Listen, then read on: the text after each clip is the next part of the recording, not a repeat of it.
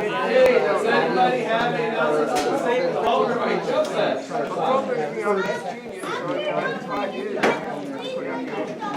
Yes, especially you adults. After you play in the gym, make sure you put your stuff away. There we go. Thanks for the announcement. All right, good. All right, Allison. Today is script order day, especially if you want to order a card to pass on to the seminarian for the card shower. I'll place that order tomorrow and you'll be here by next Sunday. See Allison for script order. Yes, Maggie. It's cycle in time because Advent starts next week and we're getting ready to have all of our fancy flowers for the altar on Christmas Eve. So if you want a cyclamen, we get those because it's a hypoallergenic alternative to poinsettias. The sign-up sheet is upstairs. The cost is like $11 a plant. Is that right? 17. 17. Thanks. And so if you have any questions about that, let me know. Okay, thank you. All right. Any other announcements? Yeah. Oh, yes. Yeah, we're meeting this afternoon at 4 o'clock. So I have to change the order on my truck. It's 2.5 gallons, right? 4 o'clock voters meeting. It used to be $4. Yay, any other announcements for the whole group? That's the cheapest order. Can we zoom in for the voters meeting? Yes, you can Zoom or come in person, 4 o'clock for the voters meeting. Okay. I believe the Zoom link is in the email that was sent out this weekend with the bulletins. Yep, Sue did a good job of that. Also, just remember Thanksgiving service, Thanksgiving Eve, I should say. So Wednesday evening, a non-communion prayer service will be offered 7 p.m. Thanksgiving. Paula. How could you forget? Okay, let's a little catechism du jour. Catechism. Oh, Eileen.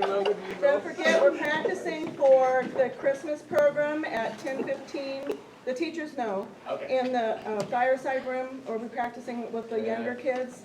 And then the older kids are going to do readings and stuff. They don't have to come up for practice. But we're going to be doing this for the next 3 Sundays, practicing for the program on the 12th.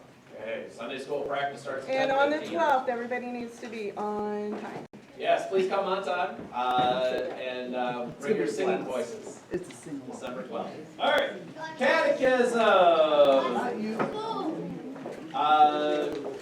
7th commandment. So, repeat after me. You shall not steal. You shall not steal. We should fear and love God. We should fear and love God, So that we do not take our neighbor's money or possessions. so that we do not take our neighbor's money or possessions, Or get them in any dishonest way. or get them in any dishonest way, But help him to improve. but help him to improve And protect his possessions and income. and protect his possessions and income. All right, Sunday school. You're up for class That's number us 1. again. And then for rehearsal.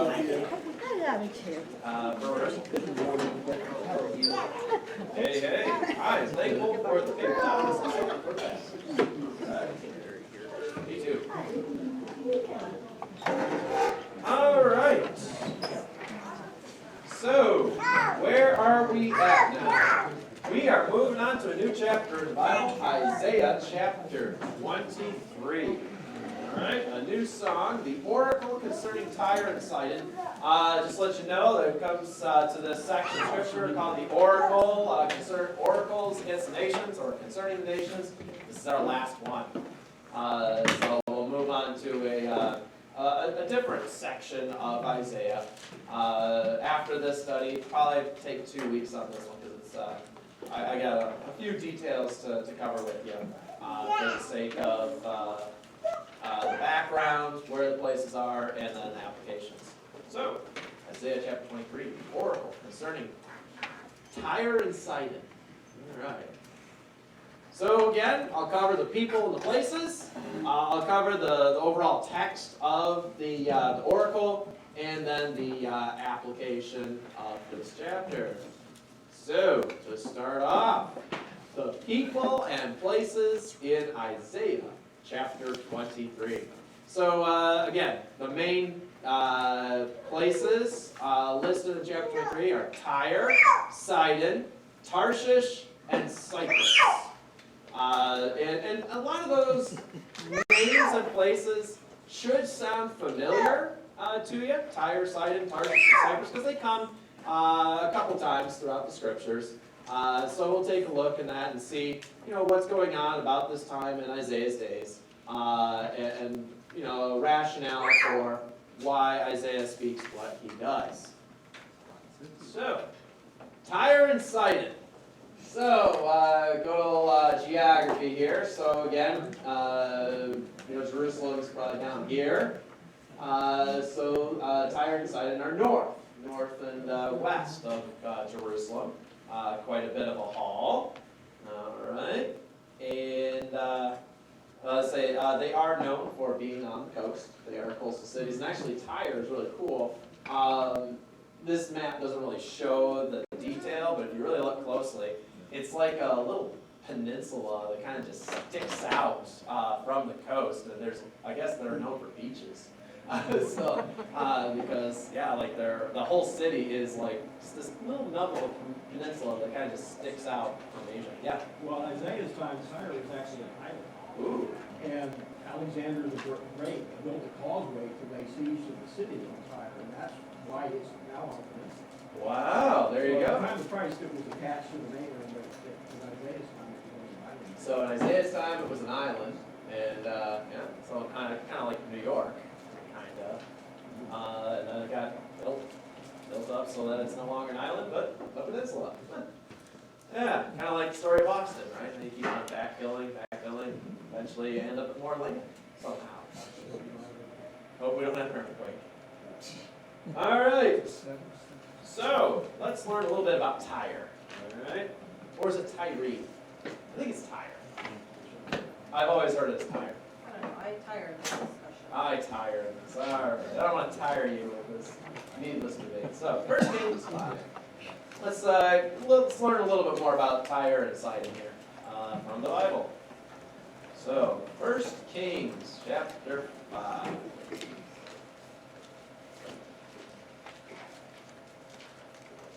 And as we follow along and listen to 1 Kings 5, what's the relationship between Tyre and Israel? And you even get a little bonus. What does Sidon mean for? All right, 1 Kings 5, verses 1 through 12. Someone like to take that section, or at least part of it? When Hiram, king of Tyre, heard that Solomon had been anointed king to succeed his father David, he sent his envoys to Solomon because he had always been on friendly terms with David. Solomon sent back this message to Hiram. You know that because of the wars waged against my father David from all sides, he could not build a temple for the name of the Lord his God until the Lord put his enemies under his feet. But now the Lord my God has given me rest on every side, and there is no adversary or disaster. I intend, therefore, to build a temple for the name of the Lord my God, as the Lord told my father David, when he said, Your son, whom I will put on the throne in your place, will build the temple for my name. So give orders that cedars of Lebanon be cut for me. My men will work with yours, and I will pay you for your men, whatever wages you set. You know that we have no one so skilled in felling timber as the Sidonians. When Hiram heard Solomon's message, he was greatly pleased and said, Praise be to the Lord today, for he has given David a wise son to rule over this great nation. So Hiram sent word to Solomon, I have received the message you sent me, and will do all you want in providing the cedar and pine logs. My men will haul them down from Lebanon to the sea, and I will float them by rafts, in rafts by sea to the place you specify. There I will separate them, and you can take them away. And you are to grant my wish by providing food for my royal household. In this way, Hiram kept Solomon supplied with all the cedar and pine logs he wanted. And Solomon gave Hiram 20,000 cores of wheat as food for his household, in addition to 20,000 baths of pressed olive oil. Solomon continued to do this for Hiram year after year. The Lord gave Solomon wisdom, just as he had promised him. There was peaceful relations between Hiram and Solomon, and the two of them made a treaty. All right, thank you. All right, so what's the relationship like between Tyre and Israel? Friendly. Friendly. Extremely friendly, right? Depending on your translation. Mutual admiration. Yeah, mutual admiration. Yeah. In verse 1, I think it's towards the end of verse 1, Adam's translation said they were on good or friendly terms with David. In the ESV, it actually says, Hiram always loved David. You know, I mean, they were close. They were on very good, friendly terms, almost like brothers, perhaps. Yeah, anything else regarding the relationship between Tyre and Israel? It's symbiotic, you know, Israel provided food and Tyre provided lumber. Yeah, it was a good arrangement, right? Good trade arrangement, right? We'll provide the lumber for us, or for you, and you provide the foodstuffs for us, right? It was a good, friendly trade year after year. Okay. Oh, verse 6. What's Sidon known for? And good woodcutters. Good woodcutters. Yeah, good woodcutters, right? They were the lumber providers for the area. Okay. Yeah. The cedars of Lebanon. The cedars of Lebanon are constantly mentioned in the scriptures and in the Psalms and Song of Songs, for example. They're very well known, and they have like a reputation, right? You know, kind of like lumber from Oregon or Washington. You know, has that kind of reputation among us. I've seen pictures of that area, I think they got carried away. Maybe they were a little too good at. It was before the days of realizing, oh, we should probably replant some of this before we cut it all down. No Lorax showed up in the stump, right? That's right. It's not mine. That's all right. As long as we're all right. So yeah, Sidon's known for producing lumber. Okay, a Phoenician city in Lebanon. So again, think Lebanon. Of course, that's still a country to this day, I think. Known for trade via the Great Sea. And we know a little bit more about the reputation in Psalm 45, verse 12. Just a little comment here of how, you know, even God's people associated with Tyre. Psalm 45, verse 12.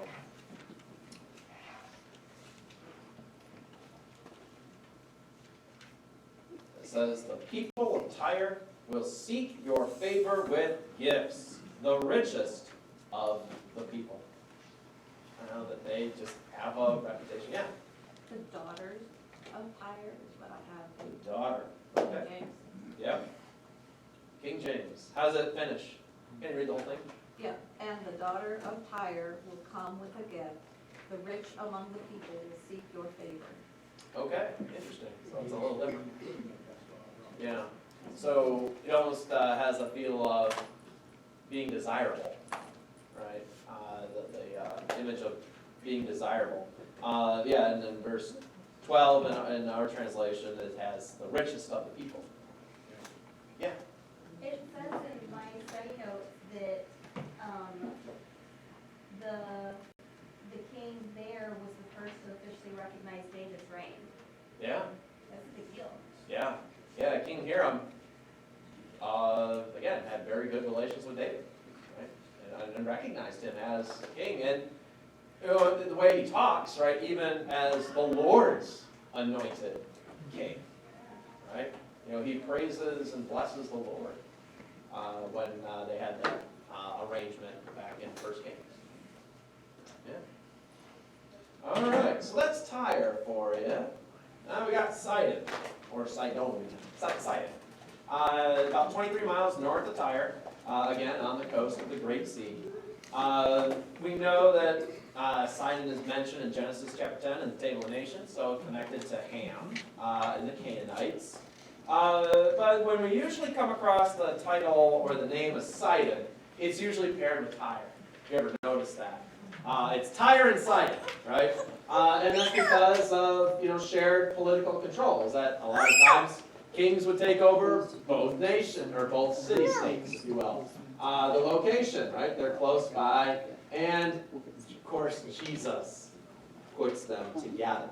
He speaks of them as a unit. And when he travels there, it's spoken of by the gospel writers as a unit. It's always Tyre and Sidon. Tyre and Sidon. So that's why we normally lump those two cities together. Okay? Minneapolis, St. Paul, Dallas, Fort Worth, right? Baltimore, Washington, right? Yeah. Dayton, Fairborn. No. All right. So, Tyre, Sidon, and Phoenicia in the Old Testament.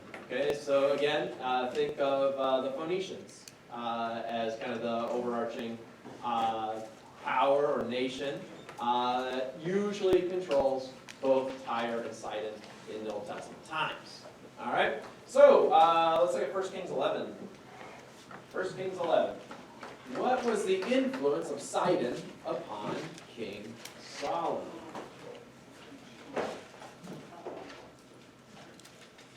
First Kings 11, verses 1 to 8.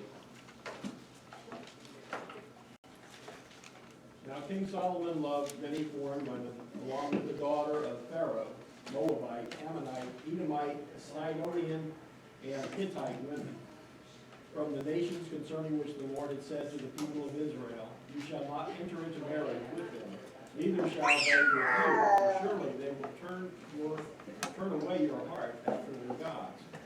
Solomon clung to these in love. He had 700 wives, princesses and 300 concubines, and his wives turned away his heart. For when Solomon was old, his wives turned away his heart after other gods, and his heart was not wholly true to the Lord his God, as was the heart of David his father. For Solomon went after Ashtoreth, the goddess of the Sidonians, and after Milcom, the abomination of the Ammonites. So Solomon did what was evil in the sight of the Lord, and did not wholly follow the Lord, as David his father had done. Then Solomon built a high place for Chemosh, the abomination of Moab, and for Molech, the abomination of the Ammonites, on the mountain east of Jerusalem. And so he did for all his foreign wives, who made offerings and sacrificed to their gods. Okay. So what was the influence of Sidon upon King Solomon? Not good. Right? What did they cause him to do? He was unfaithful. He became unfaithful to the Lord. Right? But not only did he, allow them to worship, right? What did he do? He joined them and even facilitated it and built stuff for them, right? Just outside of Jerusalem, right? So that they could continue to worship their gods and goddesses. And God had a warning, right? Don't do it. Just in case, or lest, or so that they don't lure you away from the Lord. And what do they do? Yeah. Go ahead. Some of these gods, for the record, like Molech and Chemosh, are really child sacrifice. Mm-hmm. Like really awful. That's why they underline detestable. Right. Because they're saying it without saying it. It's that awful. Right, yeah, especially Molech is very, clearly tied to child sacrifice, right? And that's one of the main reason why God, even mentions abomination in our translations. Does King James say anything different besides abomination, like in verse 5?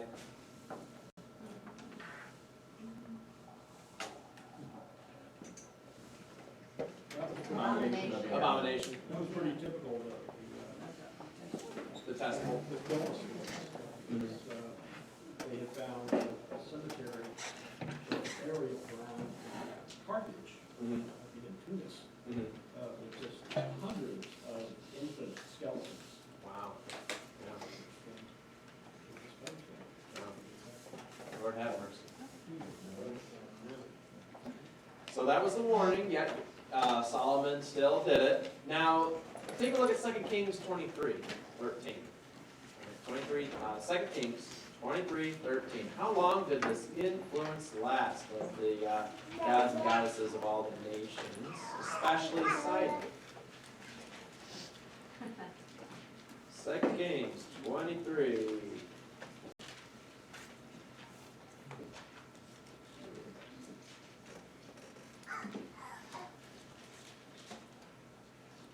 All right. Yep, verse 15. Then the king defiled the high places that were east of Jerusalem, which were on the south of the Mount of Corruption, which Solomon, the king of Israel, had built for Ashereth, and the abomination of the Sidonians, for Chemosh, the abomination of the Moabites, and for Milcom, the abomination of the people of Ammon. Right, so finally Josiah, King Josiah, came in and destroyed those places. But you think about like the difference between early in 1 Kings, and towards the end of 2 Kings, that's a couple generations, right? That's maybe 100 or 10 years per page. When you flip through there, give or take, 10 years per page. Yeah. It's kind of interesting as it continues, is they broke the pillars, they cut down the images, they placed with the bones of men. They filled the places with the bones of men in these. To desecrate really, it. yes. Yes. It was a purposeful desecration of what they thought were holy places. Like, no, this is not holy. Yeah. This is not holy. Yeah. So yeah, that influence spread and was clearly established, and was able to go on for a long time within the land of Israel. Right? Psalm 83. How does Asaph describe Philistia and the inhabitants of Tyre? So let's look at Psalms. So the Psalms also mention Philistia, Tyre, Sidon as well. So let's take a look at Psalm 83. Yes.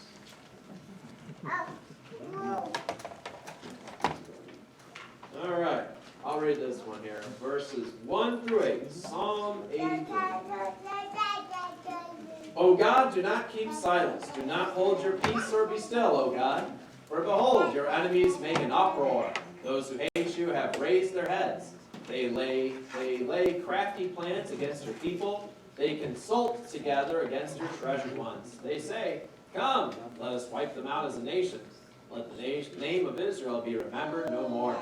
For they conspire with one accord.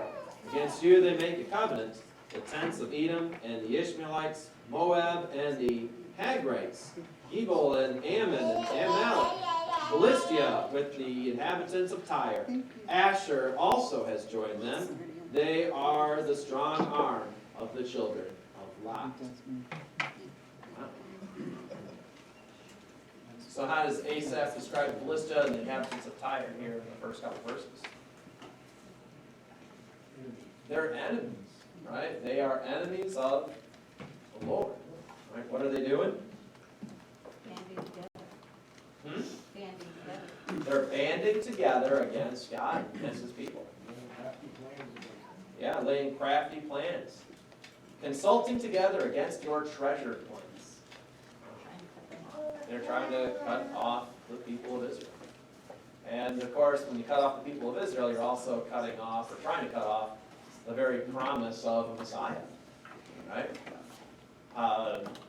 Hence the prayer, right? Psalm 83. There's a lot at stake here, right? Not just for their nation, but for the promise of a Messiah. Please don't cut us off, because the Messiah is supposed to come. How are you going to keep your promise if these nations come together and succeed? Right? So it's a pretty pointed prayer against Philistia, the inhabitants of Tyre, and all of God's enemies. Now also look at Psalm 87. Let's see how the sons of Korah describe Philistia and Tyre. This one's a little easier with less names if anyone wants to Psalm 87. He has set his foundation on the holy mountain. The Lord loves the gates of Zion more than all the dwellings of Jacob. Glorious things are said of you, O city of God. I will record Rehab and Babylon among those who acknowledge me. For this time too and Tyre along with Cush. And I will say, this one was born in Zion. Indeed, of Zion it will be said, this one and that one was born in her. And Most High himself will establish her. The Lord will write in the register of the people. This one was born in Zion. As they make music, they will sing. All my foundations are in you. All right. So how do the sons of Korah describe Philistia and Tyre? Enemies this time? Yeah. They are ones who will be mentioned at the end. Yeah. That God recognizes them. There are going to be people from these nations that are recognized by the Lord, right? When they gather around Mount Zion, we assume in heaven, right? Maybe even before. People established. And God establishes those who come from these nations who turn to Him, who acknowledge that, I was born of the Lord. Right? Kind of reminds me of what Jesus says. Mentioning those who are not born of the will of man or flesh and blood, but born of the Spirit, right? Born again, or born from above. John chapter 1. Right? And that includes all people of faith, including those from Rahab and Babylon, Philistia, Tyre, Cush. Some will hear that word and believe. And they are founded, and their foundation is the one true God. So it's interesting that you have some negative influences, right, of Tyre and Sidon, but there's also great potential, right?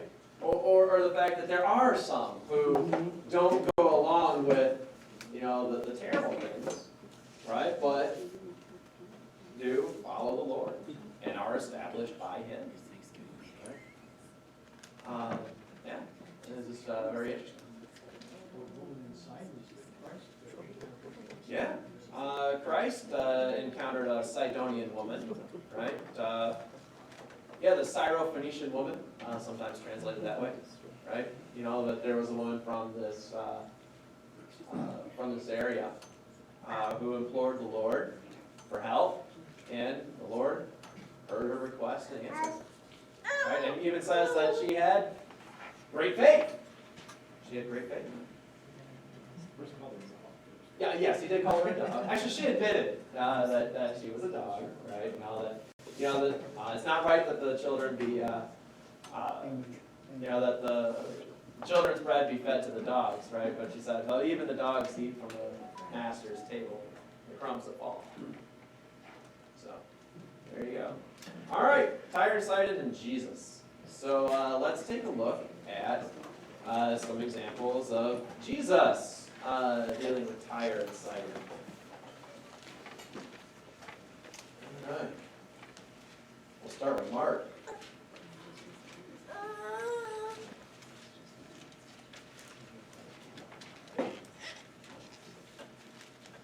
All right.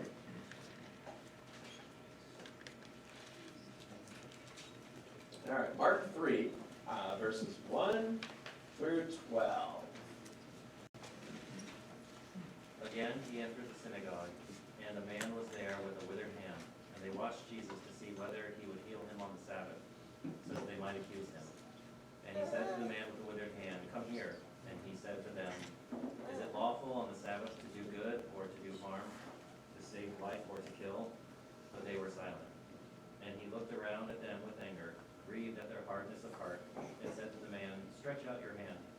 He stretched it out, and his hand was restored. The Pharisees went out and immediately held counsel with the Herodians against him, how to destroy him. Jesus withdrew with his disciples to the sea, and a great crowd followed, from Galilee and Judea, and Jerusalem and Idumea, and from beyond the Jordan, and from around Tyre and Sidon.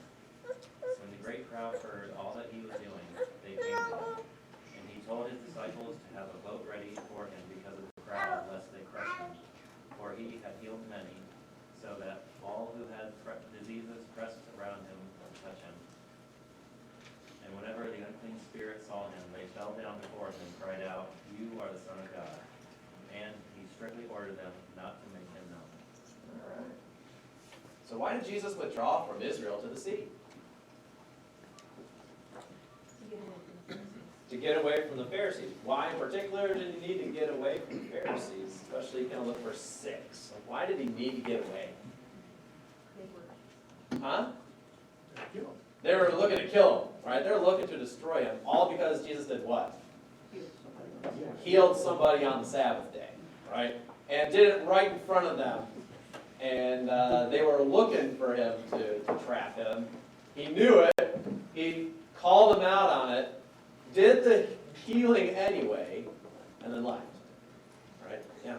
How would you tell the difference between, like, when the sea means Sea of Galilee and sea means Mediterranean? Context. If it says something along the lines of the Decapolis or Capernaum or one of the cities around the Sea of Galilee, then that's that giveaway that's the Sea of Galilee, right? A lot of times the Sea of Galilee is named by name, and the Sea, or Ohio State fans, the Sea, usually refers to the Mediterranean, but not always. Right. Yeah. The Pharisees weren't just looking, I mean, they were plotting Yeah. with the Herodians. And so there's this governmental, military element to this. Yeah. Which makes a great case for the sea meant the Med, right? The Great Sea. Because if he needs to get out of jurisdiction, he can.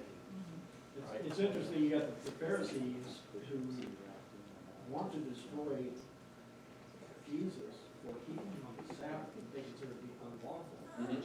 And yet they would conspire with the Herodians, who weren't even Jews. Yeah. The Edomites or. Yeah. Yeah, they're willing to go to great depths of betraying their faithfulness in working with some not nice people in order to put Jesus to death just because he healed on the Sabbath. Right? That's one of the reasons why Jesus was so upset, right? I mean, you kind of look at verse 4 and 5, right? It shows you, why was Jesus so upset? Why was he angry? They kept silent. They kept silent when he calls them out and asks them something. And their hardness of heart, verse 5, right? They were unmerciful. Yeah, they were completely unmerciful and completely against anything good that Jesus ever did or said. And eventually he had to leave. It's kind of ironic in the same way that raising Lazarus from the dead was what inspired the Sanhedrin to kill Jesus. I mean, somebody raised somebody from the dead, and people step back and say, wait a minute. Maybe we should listen to this guy. Because maybe we're not Right. But the good news is, many people did listen to it. Many people did see the signs, right, and follow him. The Sabbath, healing on the Sabbath, Yeah. is not a new topic. No. It talks about, like, if your animal falls in a pit on the Sabbath, would you just let them die, or would you try and get them out? And so this is ongoing Yeah. and just part of the big picture. Yeah. Oh, yes. And then, notice who's in the crowd, right? Verses 7 and 8, right? Who's in the crowd that's following Jesus? People from Tyre and Sidon. Even though they're outside of the jurisdiction of Israel, somehow they hear of his mighty deeds and they follow him, right? Or it could be that he is actually retreating into Tyre and Sidon, and as he's going along, they hear and see him and follow him. That is a possibility too. All right. But they did come, and they followed him. All right. in Matthew 15, what did Jesus do in Tyre and Sidon? Why? I think we might have already covered this one in passing. Matthew 15. Yep. Jesus went away from there and withdrew into the district of Tyre and Sidon. And the Canaanite woman from the region came out and began to cry out, saying, "Have mercy on me, O Lord, Son of David. My daughter is cruelly demon-possessed."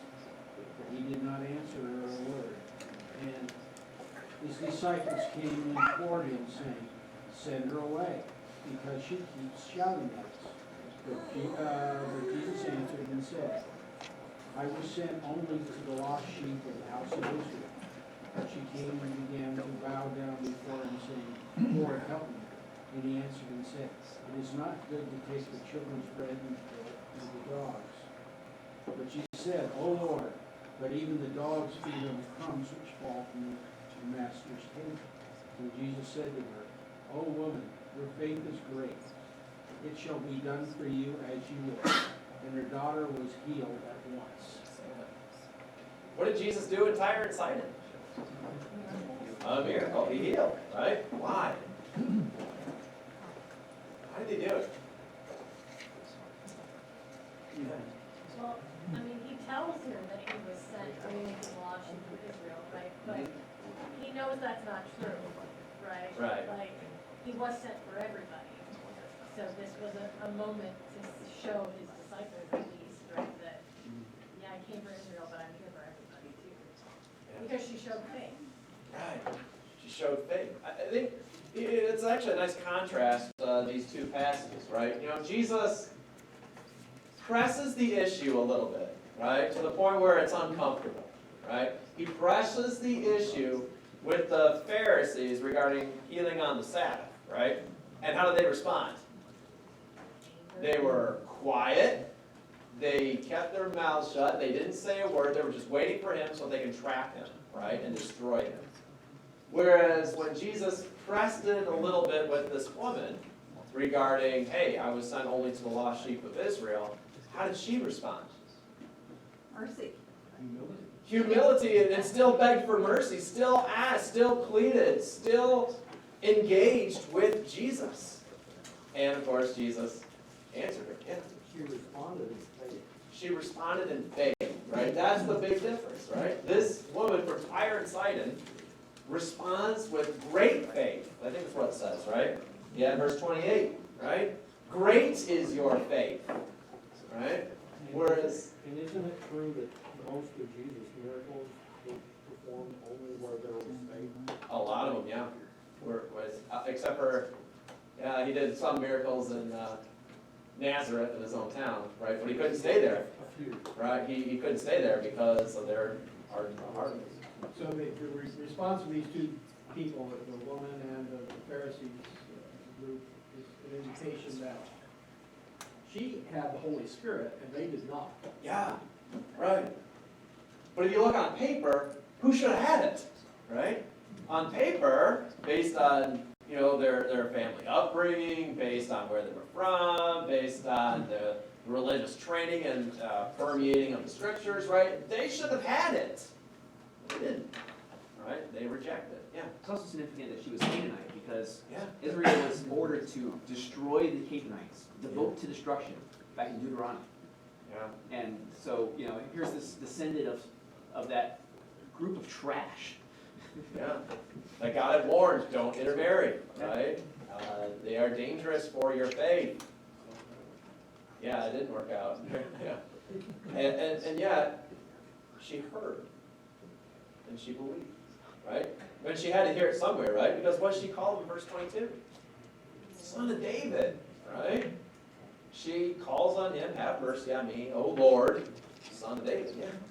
You kind of get a feeling of just a sense of desperation on her part. Mm-hmm. Like this is a long shot for her. It's her only shot. Mm-hmm. And so she is willing to do or say anything Jesus wants because it's her only hope. And aren't we the same way by faith? You know, hope of salvation is Jesus. It really is only Jesus for our hope of salvation. But sometimes we don't recognize that. Bingo, right? Sometimes we take it for granted or don't recognize it. The Pharisees did not recognize it. And yes, the Pharisees clearly did not. Clearly did not recognize it. Yeah, good point. All right, let's go to Matthew 11, 20 to 24. Matthew 11.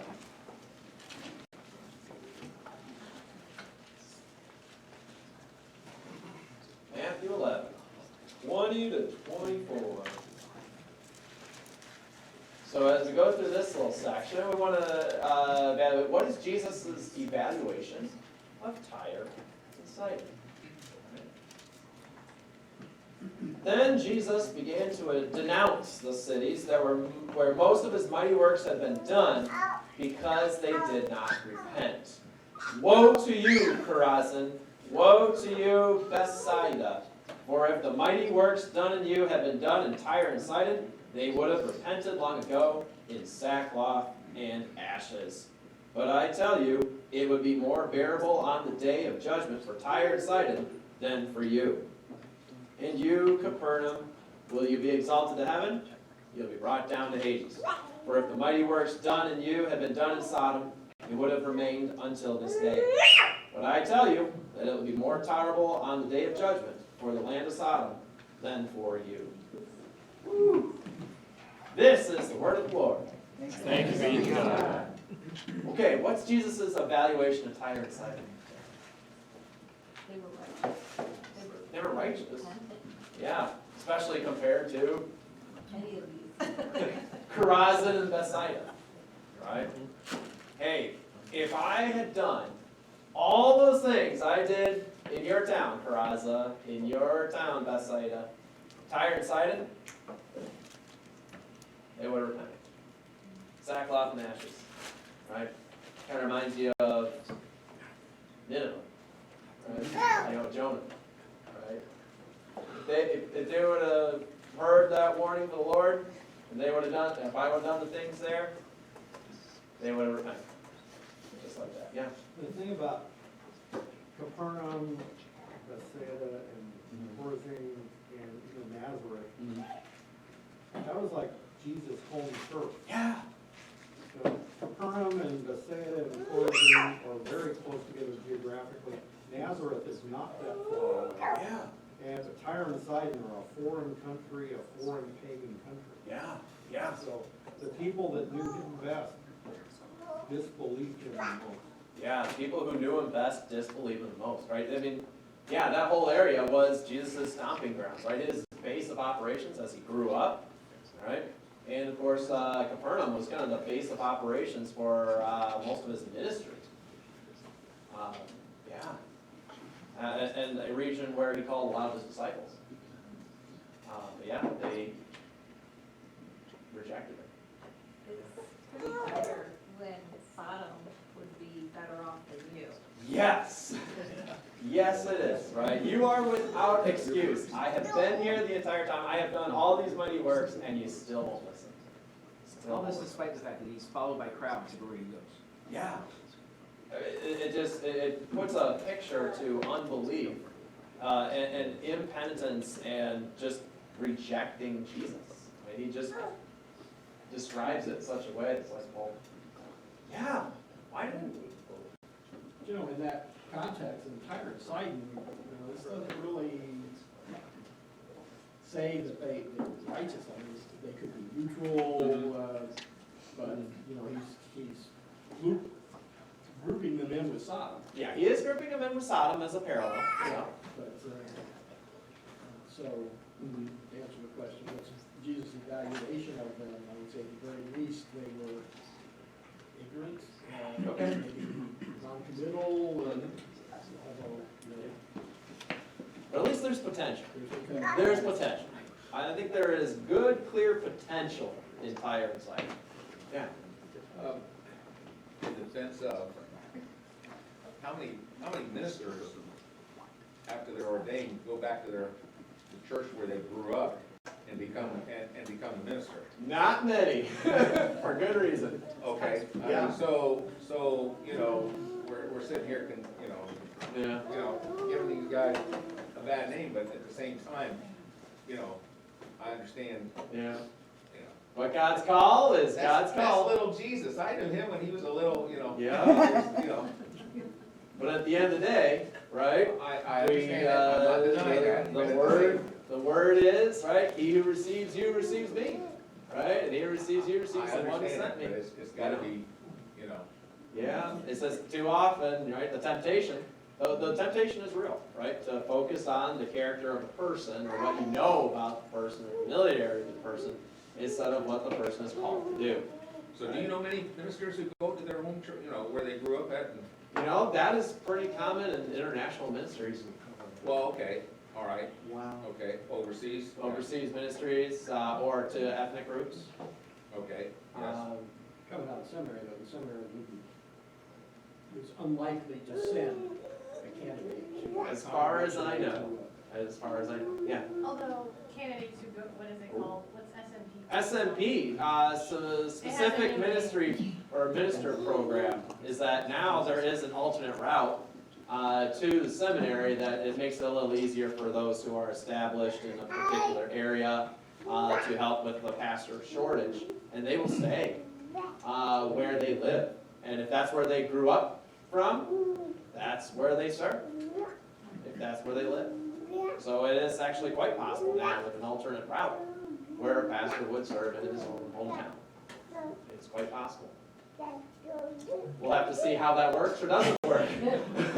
It's still in its infancy, yeah. Case in point, I think it was several years ago, we had in LW, there was a guy who graduated from there. I do not remember the specific name, but the guy was from Appalachia. He got sent to New Mexico. I mean, out of seminary, he got sent to New Mexico. But there is a need in Appalachia. And they got the guy back there. He's in like a mission outreach. I don't know the name of the gentleman, and I don't know any more specifics, but that he came from that area. He knows those people and their specific needs. That is a isolated type of ministry, and there's a lot of needs there. They're very poor, the coal miners, and this sort of thing. Trying to make an outreach into that kind of community, that you have to have special people. And that's why wherever, there is a specific need, having a person that already knows the culture is important.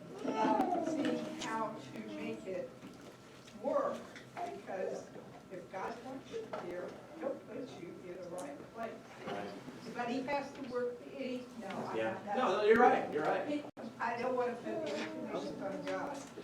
But, I mean, he uses your talents, our talents, to work his will. Yeah. And it all kind of goes back to, do we trust the Lord? Right? Do we trust the Lord in whom, and knowing that, or trusting that God knows what he's doing when he calls or when he sends someone, whether that is to their hometown or not. Right? At the end of the day, yeah, we do. We have to trust.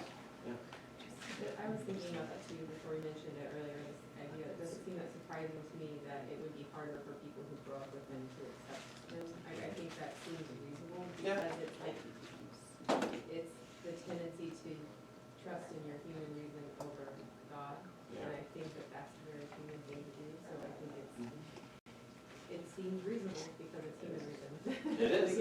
It is reasonable, right? But just because it's reasonable doesn't mean it's right. It's like related to like a hardening of the heart, that you accept your own intellect and the way that your human brain works, and that's what you take faith in and hope in. Right. You're not gonna jump into it. Yeah, that's right. And thanks be to God, the hardness of heart was dropped by some. There were some from the Pharisees, from the Sadducees, from Jesus' own family who eventually did come around. They did follow him, and stayed with the apostles after Jesus ascended into heaven. We have good record of that. But yeah, but we are called regardless to trust in the Lord and receive the word from His messages. That's it. It might be an excuse, but it's not a valid one, right? There you go. All right. Eeny, meeny, miny, moe. Actually, we're at 10:25. I think I'm gonna pick this up next time.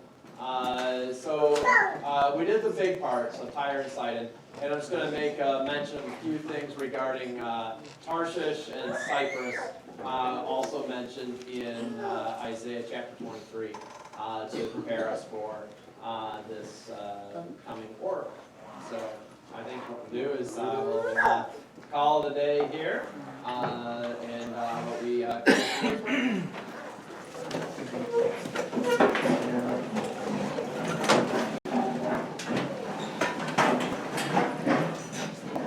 Lord, remember us in your kingdom and teach us to pray. Our Father, who art in heaven, hallowed be thy name. Thy kingdom come, thy will be done, on earth as it is in heaven. Give us this day our daily bread, and forgive us our trespasses, as we forgive those who trespass against us. And lead us not into temptation, but deliver us from evil. For thine is the kingdom, and the power, and the glory, forever and ever. Amen.